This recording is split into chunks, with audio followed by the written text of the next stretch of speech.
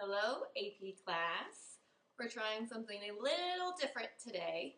Even though I'm gone on a conference, I will still be teaching via video. So something a little different, but at least you can still get the explanations that the notes kind of need to help you understand everything better, and then you can try everything out on your own tonight, just like normal. All right, today we're learning about conditional probability. Just to refresh really quick, we have covered a lot of probability rules. Remember rule number 1, probabilities need to be between 0 and 1. Rule number 2, your entire sample space, all your probabilities together add up to 1. Rule number 3, the complement, remember the word not is our magic word. You do 1 minus the probability of whatever you don't want. And rule number 4, the multiplication rule, our magic word is and. Rule number 5, the addition rule, your magic word is or. Now, with conditional probability, it's not technically a rule, but it is kind of a way of setting up probabilities. When the probability of event A, as long as it's greater than 0, then the conditional probability of B given A is going to look like this. Okay, they do the probability of B, that slash mark means given A, and really it looks like a fraction. On the top you do the probability of A and B together, and on the bottom it's the probability of just A. So you've got a little of that and, which remember is your multiplication rule, built in. And then you put it over the probability of the second event. Notice the A is on the back end. That's what goes in your denominator. Now, a lot of the time, these are set up like tables. So here we've got a geneticist doing an experiment on how a certain gene affects IQ, and his results are shown below. Okay, let's see if I can get all these shown up here. Okay, well, we've got things going in either direction. High IQ and low IQ, you would read left to right. Whether or not they have the gene, you would read up and down. And then you do have totals all the way around the edge. Now, if they want us to find the following probabilities, find the probability that you have a high IQ given the gene is present. Now, whatever second is going to become your denominator. So I find gene present, and the total of that is 72, so that's going to go in my denominator. The top spot is high IQ and gene present. So gene present and high IQ, if you match the two, that's your 33 in there. And then, like typical probabilities, you do want to divide, and if we go to 4 decimal places, 0.458 is going to be your probability. It's going to be kind of that setup format every single time. Let's try out the next one. High IQ given no gene. Again, that second item, no genes, that 30 total is your denominator. And then no gene and high IQ together, that 19 is your top number. 19 divided by 30 is 0.633. The probability of a gene given a high IQ. Okay, your high IQ, we're going all the way to the right over here. 52 is your denominator. And then having the gene and high IQ. Gene and high IQ is 33, which gives us 0.635 for our probability. Find the probability of a gene given a low IQ. Low IQs, again, start on the left, work your way all the way to the right to get that total. 50 is your denominator. And having a low IQ and the gene together, they meet up in the middle at 39. 39 divided by 50 is 0.78. Now that one doesn't go any further in your calculator, so you don't have to add anything extra on the end of that, just 0.78. The probability of having the gene present, now be careful. Notice there is no given here. It is just one topic. You have the gene. We are back to regular probability.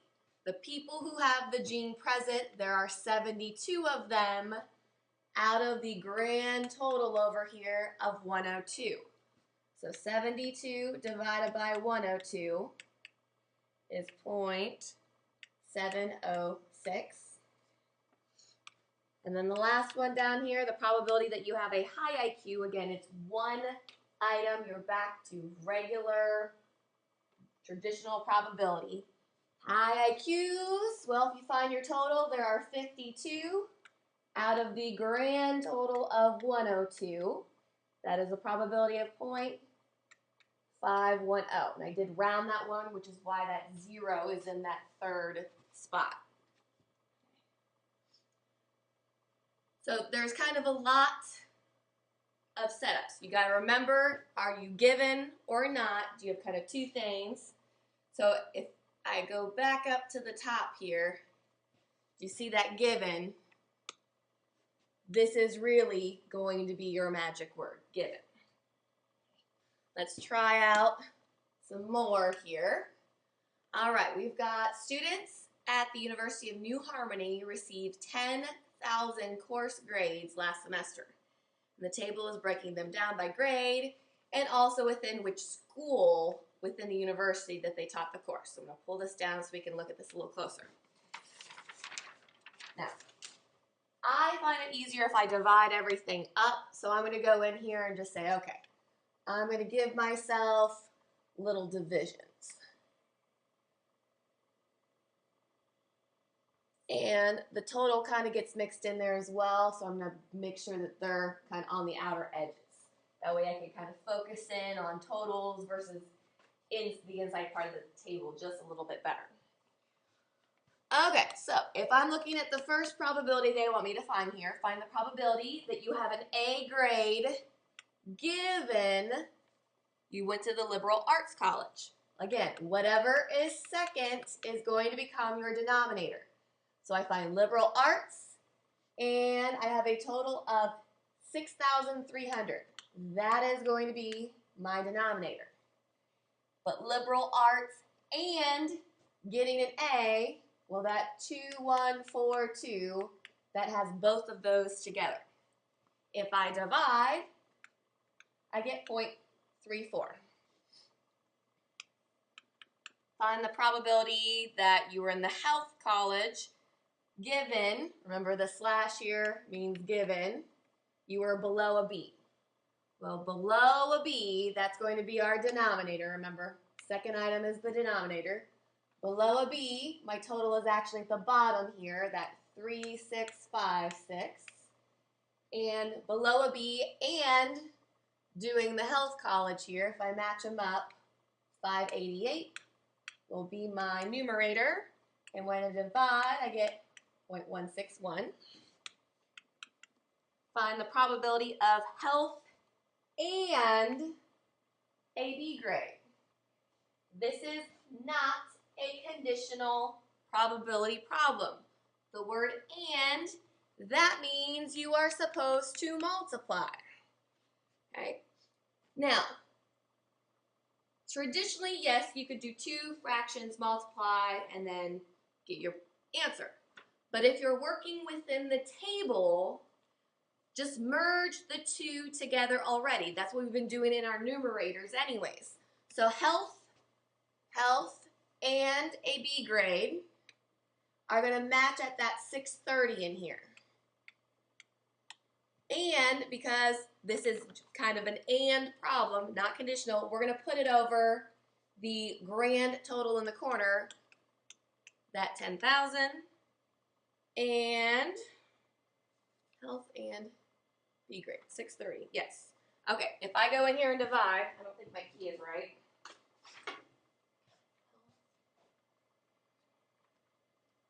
30 divided by 10,000 is 0.063. All right, the next one is also a little different. Find the probability that you went to the School of Engineering. Again, it is one topic alone. This is your regular probability. So I find engineering, and I find its total, that's 1,600.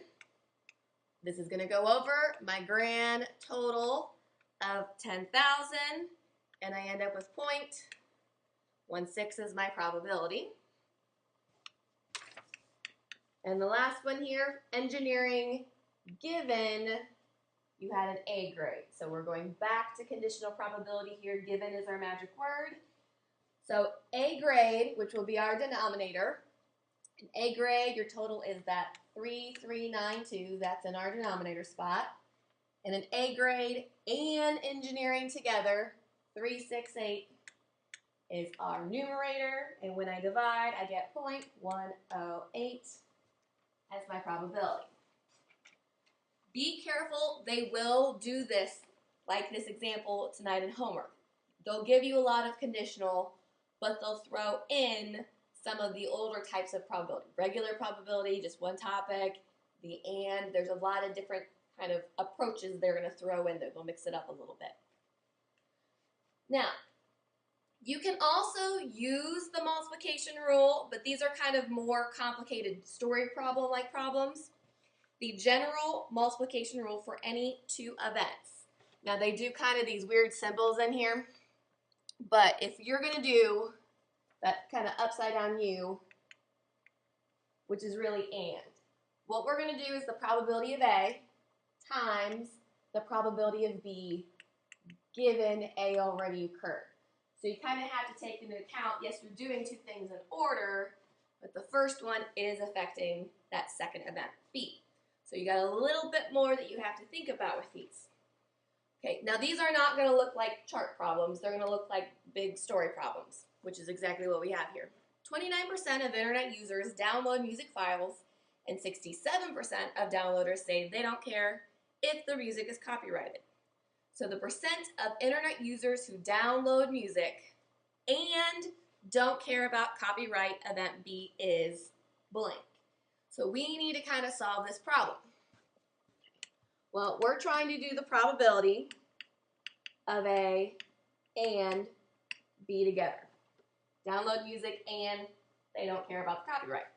Well, according to our multiplication rule, we would have to do the probability of event A times the probability of event B given A has already happened. Well, event A in this case are people who download music. Well, 29% of people download music. So 0.29 times, then we're going to do the probability of event B given A already happened. So given event A, given you already downloaded music, 67% of downloaders that have already got music off the internet say they don't care. So we would times by that 0.67, and our final answer here is 0.194. You do have to read very carefully on those to kind of see that given that's being mentioned. Given event A, that's given that they're downloaders already. Okay, so they're kind of a little sneaky. Read very carefully on those.